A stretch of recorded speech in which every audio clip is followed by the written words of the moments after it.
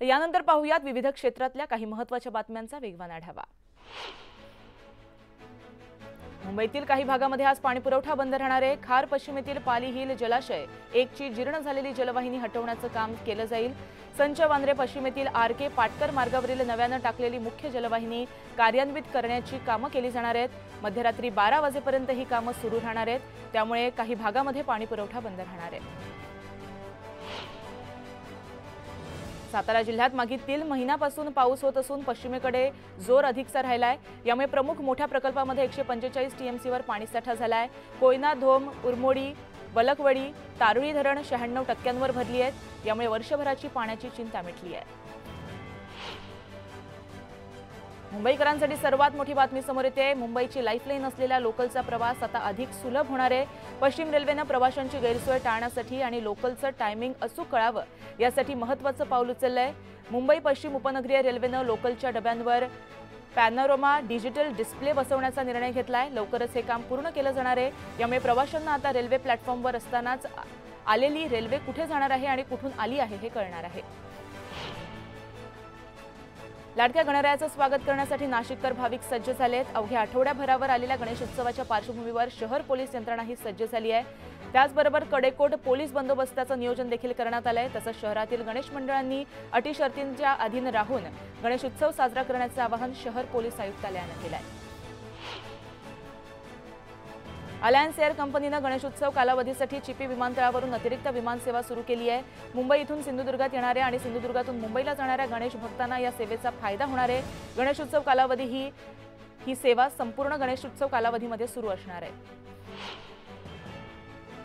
कांद्याचे भाव मागील काही दिवसांपासून चांगले सुसाट वाढल्याचं दिसतंय। कांद्याला साधारण 40 ते 45 रुपये प्रति किलो पर्यंत बाजारभाव मिळतोय।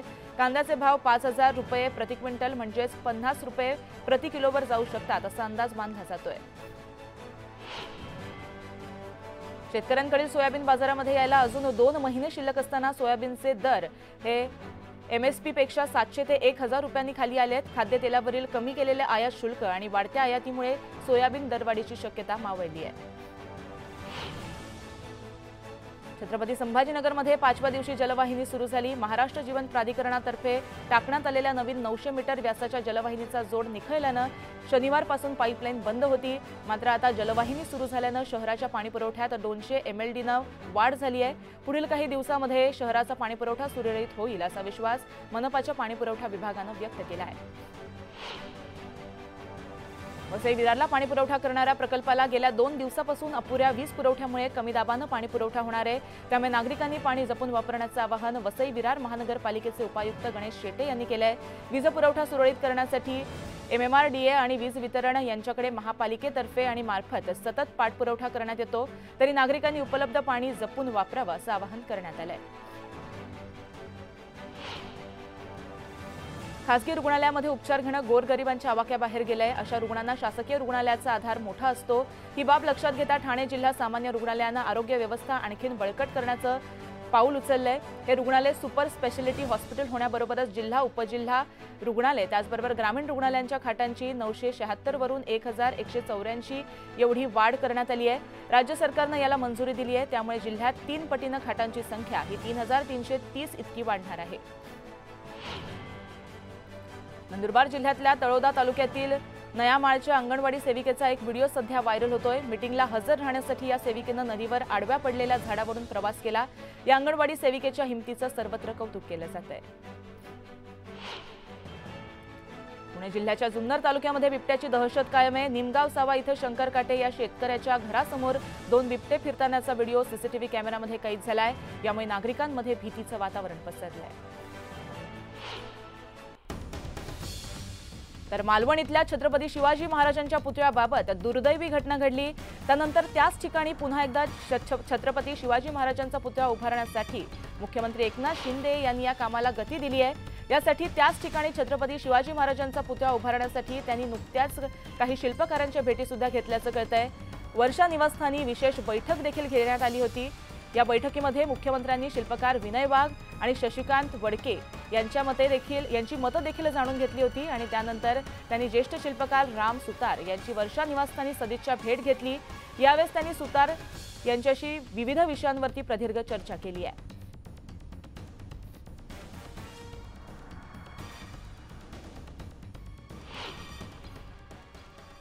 तर धारावी पुनर्विकास प्रकल्पाअंतर्गत धारावीत अपात्र रहिवाशांच्या पुनर्वसनासाठी 550 ते 600 एकर जागेची आवश्यकता आहे।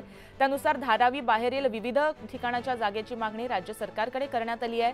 मात्र अद्याप 1 एकरही जागा ताब्यात आलेली नाहीये, अशी माहिती धारावी पुनर्वसन प्रकल्पाचे मुख्य कार्यकारी अधिकारी SVR श्रीनिवास यांनी दिली आहे।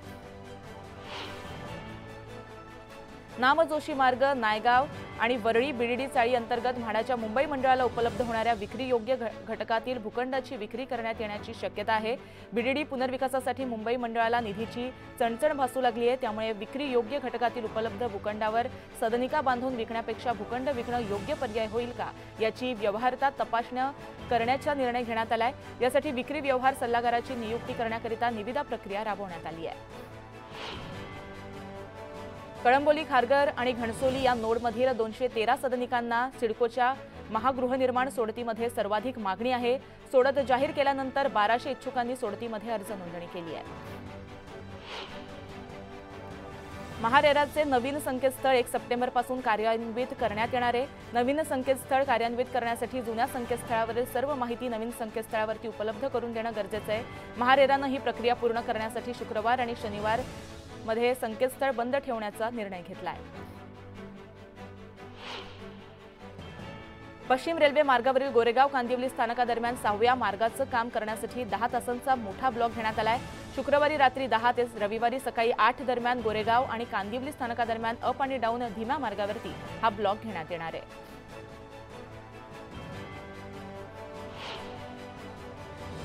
आर्थिकदृष्ट्या दुर्बल घटकातील विद्यार्थ्यांना वैद्यकीय शिक्षण विभागानं दिलासा दिलाय।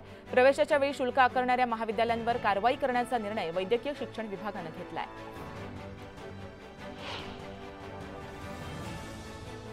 पुढील 4 दिवस मुंबईसह उपनगरामध्ये ढगाळ वातावरण असेल, तसंच काही ठिकाणी पावसाच्या हलक्या सरी कोसळतील असा अंदाज हवामान विभागानं वर्तवलाय। तसंच ठाणे, पालघर जिल्ह्यातही हलका पाऊस पडण्याची शक्यता हवामान विभागानं वर्तवली आहे। अरबी समुद्रात गुजरात किनारपट्टीच्या उत्तरेला चक्रीवादळ निर्माण होण्याची शक्यता हवामान विभागानं वर्तवली। ऐन पावसाळ्यामध्ये चक्रीवादळ तयार होणं ही दुर्मिळ बाब असून 1891 पासून आतापर्यंत केवळ 1964 या वर्षी ऑगस्टमध्ये अरबी समुद्रामध्ये चक्रीवादळ तयार झालं होतं।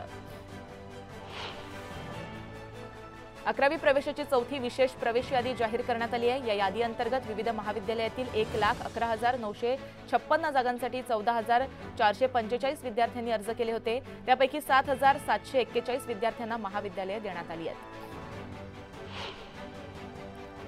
केंद्र सरकारनं ऊसाचा रस, साखरेचा पाक आणि सी-हेवी मॉलिसिसपासून इथेनॉल निर्मिती करण्यावरील बंदी पूर्णपणे उठवली आहे। आगामी गळती हंगामामध्ये इथेनॉल उत्पादनावर कोणतेही निर्बंध नसणार आहेत। या निर्णयामुळे साखर उद्योगाला मोठा दिलासा मिळाला आहे। राज्य सरकारकडून गाईच्या दुधाला प्रति लिटर 5 रुपये अनुदान वितरणाची प्रक्रिया अंतिम टप्प्यात आली आहे। सरकारकडून 256 कोटी रुपये दुग्ध विकास विभागाकडे वर्ग केले आहेत। पुढील आठवड्याभरामध्ये राज्यातील सुमारे 7.5 लाख शेतकऱ्यांच्या खात्यावरती दूध अनुदान जमा होणार आहे। गणपती मंडळांनी बळजबरी वर्गणी गोळा केल्यास त्या मंडळावरती कडक कारवाई करण्यात येईल असा इशारा पिंपरी चिंचवड पोलीस आयुक्तांनी दिलाय। मध्यवर्ती शांतता समितीच्या बैठकीमध्ये हा निर्णय घेण्यात आलाय।